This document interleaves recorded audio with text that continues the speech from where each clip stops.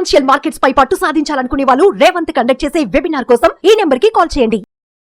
రాంప్రసాద్ గారు, ఏంటి అసలు ట్రేడింగ్ వర్సెస్ ఇన్వెస్ట్మెంట్ అంటే? ఎందుకంటే కొత్తగా మార్కెట్లోకి వచ్చేవాళ్ళు ఎక్కువగా ట్రేడింగ్ చేస్తుంటారు, ఇన్వెస్ట్మెంట్స్ వైపు ఎక్కువ మొగ్గు చూపరు.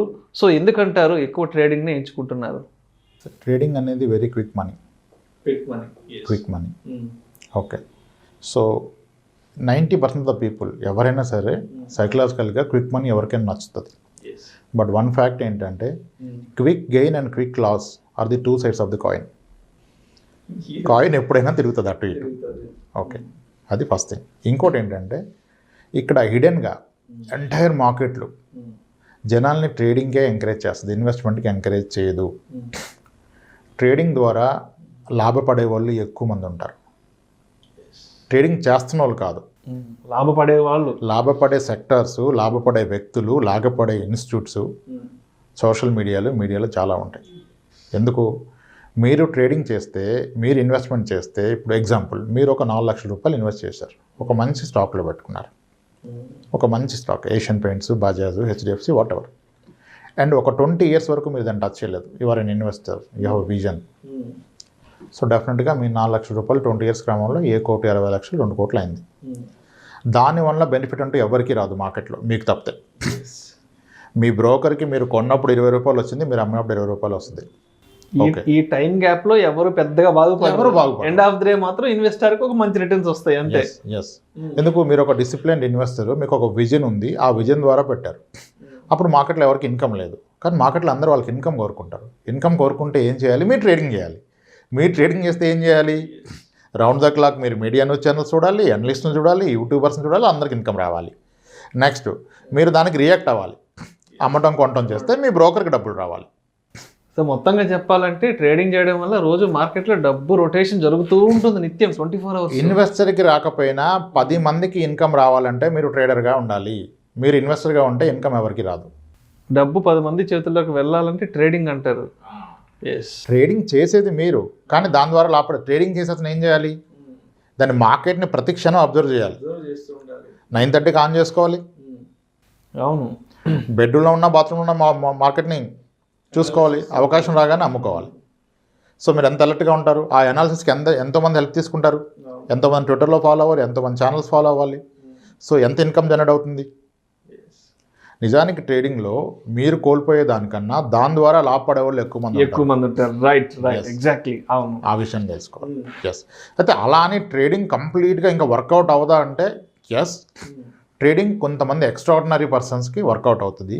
వన్ నీడ్ టు డిసైడ్, నేను ఎక్స్ట్రాడినరీనా ఆర్డినరీనా. అది కూడా మనం నిర్ణయించుకోవాలి, ఆలోచించుకోవాలి, అందరికీ వర్కౌట్ అవుతుందా కాదా కూడా.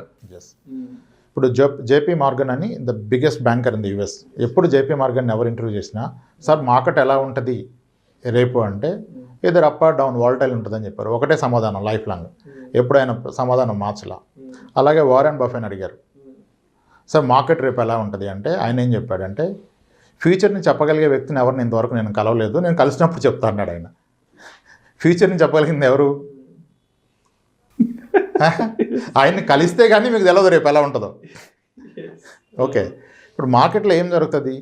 ఇప్పుడు ఒకరోజు ఒక అనలిస్ట్ చెప్తాడు, లేదా ఒక మీడియా ఛానల్ చెప్తుంది, ఈ 1 week మార్కెట్ అత్యంత అలజడిగా ఉంటుంది, లేదా డౌన్ఫాలే ఉంటుంది, సో అండ్ సో థింగ్స్ వలన, గ్లోబల్ పారామీటర్స్ వలన అని చెప్తాడు. నెక్స్ట్ డే మార్కెట్ అప్ అయిపోద్ది. అప్పుడు భారీ ర్యాలీలో మార్కెట్ అంటాడు నెక్స్ట్ ఈవినింగ్. ఎప్పుడు కూడాను మార్కెట్లో ఒకటి జరిగాక దాన్ని మనం పోస్ట్ మార్టం చేస్తున్నాం.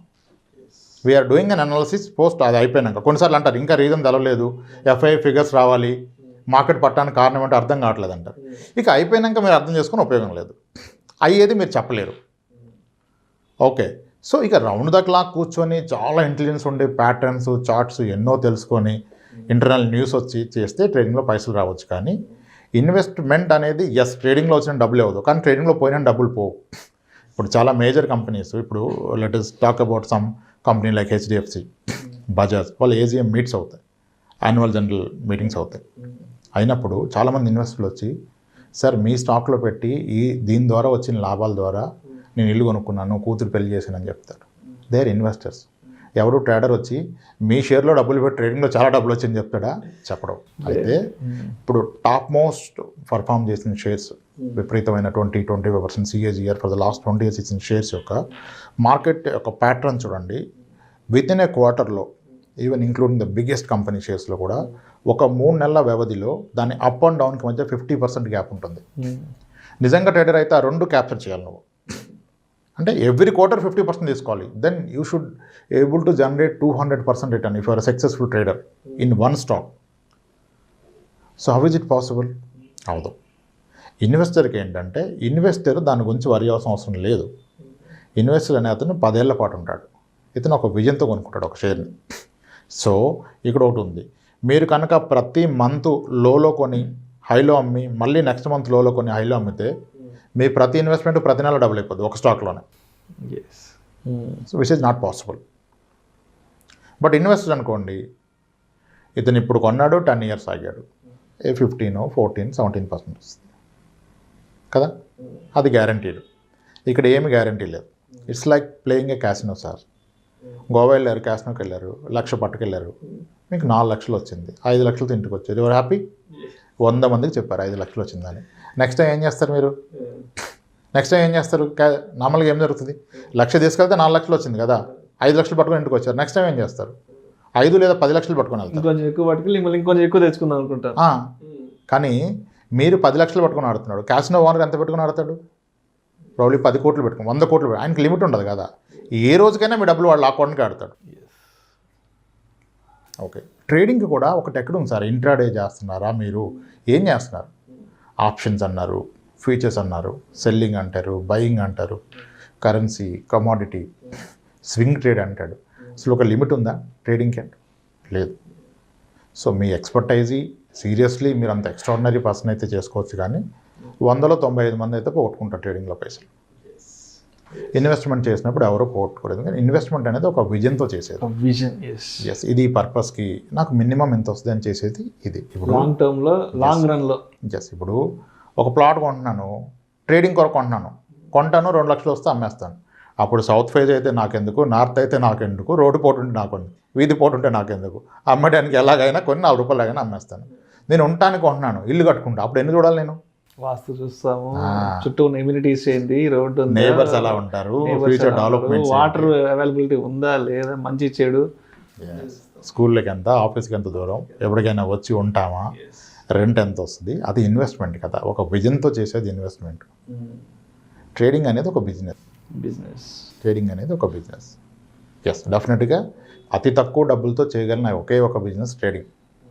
5,000 నుండి కూడా బిజినెస్ స్టార్ట్ చేయొచ్చు. ఉదయాన్నే 9:30 నుంచి 3:30కి మీ కౌంటర్ క్లోజ్ అయిపోద్ది. అవకాశం ఉంటే కొన్ని డబ్బులు జేబులో వేసుకుంటారు, లేదంటే కొన్ని పోగొట్టుకుంటారు. సో కాబట్టి ట్రేడర్స్ని రాంగ్ అని చెప్పలేం, కానీ ట్రేడర్స్ డబ్బులు చేసుకునే అవకాశాలు చాలా తక్కువ అని మాత్రం చెప్పొచ్చు. Investment is a long term with a discipline. కానీ నిజానికి ఇన్వెస్ట్మెంట్ డిసిప్లిన్ అవసరం అంటే ఎందుకు అవసరం? మీరు పెట్టుదలేస్తే చాలు కదా. యూ నీడ్, మీకు ఎఫర్ట్స్ అవసరం లేదు ఇన్వెస్ట్మెంట్. బట్ ట్రేడింగ్కి లాట్ ఆఫ్ ఎఫర్ట్స్ కావాలి. You need to see each minute చూడాలి. ట్రేడింగ్ చేసేవాళ్ళు స్మోకింగ్ హ్యాబిట్ ఉందనుకోండి, ట్రేడింగ్ స్టార్ట్ చేశాక 1 ప్యాకెట్ నుంచి 3-4 ప్యాకెట్స్ పర్ డే వెళ్ళిపోతారు. ఏ హ్యాబిట్ ఉన్నా అంటే మీ బాడీలో అన్ని అప్స్ అండ్ డౌన్స్ అవుతూ పోతాయి కదా, మార్నింగ్ టు ఈవినింగ్ 3:30 వరకు అన్ని ఎమోషన్స్ క్యారీ అవుతూ ఉంటాయి. 8 hours, 5 hours, 6. ఇన్వెస్ట్మెంట్ చేస్తే మీ పని మీరు చేసుకుంటారు, మీ డబ్బు ఎక్కడో పెడితే దానిపైన అది చేసుకుంటారు. అంతేగాని రోజు పోర్ట్ఫోలియోని చెక్ చేసుకోవడం, చూసుకోవడం, ఈ టెన్షన్ లేకుండా ఇన్వెస్ట్మెంట్ అయితే ఓ 10 ఏళ్ళు, 5 ఏళ్ళు, 15 ఏళ్ళు పెట్టేసి ప్రశాంతంగా ఉండొచ్చు అంటారు. ప్రశాంతంగా పడుకునేది ఇన్వెస్ట్మెంట్. పడుకుంటే డబ్బులు పెరుగుతూ ఉంటాయి ఇన్వెస్ట్మెంట్లో. ప్రతి క్షణం చూసుకొని రియాక్ట్ అయ్యేది ట్రేడింగ్. సో ఒక్కసారి ఇన్వెస్ట్మెంట్ పెట్టి పడుకొని నిద్రపోతే చాలు, డబ్బు పెరుగుతూ ఉంటుంది అంటారు. అంటే ఎగైన్ అక్కడ కూడా ఛాన్స్ ఉన్నాయి. అక్కడ కూడా మీరు టైంలీ రివ్యూ చేసుకోవాలి. మేబీ ఇయర్లీ, హాఫ్ ఇయర్లీ మీరు పెట్టిన కంపెనీ ఏంటి, దాని పర్ఫార్మెన్స్ ఏంటి, ఎలా చేస్తుంది చూసుకోవాలి. ఇక్కడ మీకు పర్ఫార్మెన్స్ సంబంధం లేదు. ట్రేడింగ్ అనేది market sentiment, ups and down. Right sir, right. Thank you Ramprasad garu, thank you so much. Trading versus investment అనే టాపిక్ గురించి మీ విశ్లేషణ ద్వారా నాకు, మన ప్రేక్షకులకు ఉన్న కొన్ని రకాల డౌట్స్ని చాలా క్లారిఫై చేశారు sir. Thank you so much sir. Right sir.